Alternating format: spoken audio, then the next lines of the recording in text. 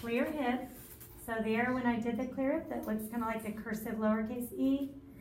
It just doesn't have the ending to it, or you can kind of drag that out a little bit to help you know where she came out of the clear hip.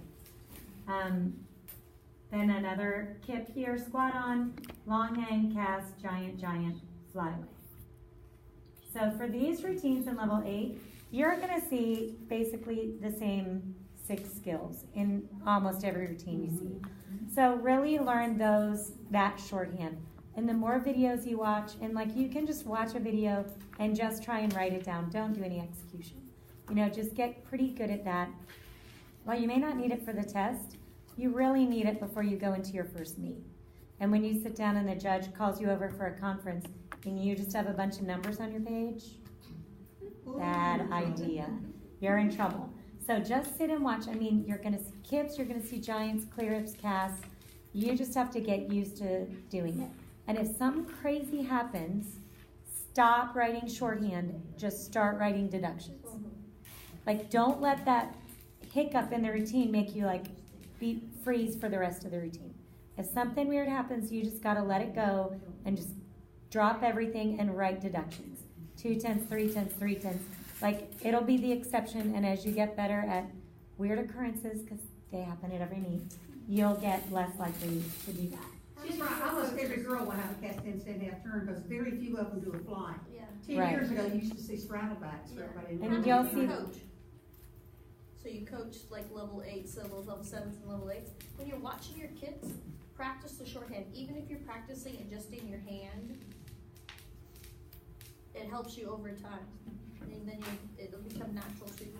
And, you know, I always tell new judges, like, so in the beginning when maybe you're just judging more compulsories, I'll tell them, like, memorize the first shorthand of the skill, or of the routine. So if it's like a kip, then we do a kip and then I just write the rest. Then I add the second thing. Once I'm pretty good and I feel like I have the kip, then I add a cast. And then do that for 5 or 10 routines. Then I add the third thing, you know, and by the end of that session, I sometimes can write down the whole level 4 bar routine, you know, by just playing add-on with myself in my chair. But, you know, you figure out a way to like do a little slash. You have to figure out some way to, if you do have a conference with the other judge, if you lose the routine, make sure you're like, well, I took 2 tenths on the skill that came after that catastrophe, you know. So at least you would know that it was on this skill, then another skill, and I took that, and another skill. And so kind of figure out for yourself like what works for you and what you can go back and do. That you really do need to get your shorthand. It's only a couple skills. Just sit it on YouTube in all your spare time and work on that. Work on those couple, the kip, the cast, the clear hip, and the giant. If you get that, like, you have 90% of them. Are overshoots like allowed? They're allowed. They're allowed. You just probably won't see them a lot as level 8s. They're not strong enough.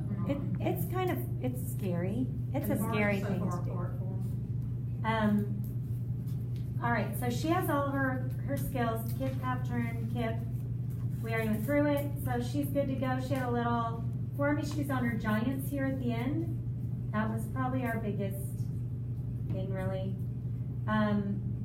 So, execution, she had 1.2 to 1.3 with a 10.0 start value.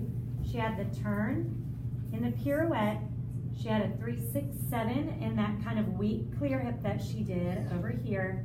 She had a bar change because she went from the low bar to the high bar, and she had a dismount. She is good to go. And she did a B giant into an A flyaway. So compositionally, that gets her a 0 deduction on her dismount. We had an 8.7 to an 8.8. The national panel was an 8.8 to an 8.9. All right.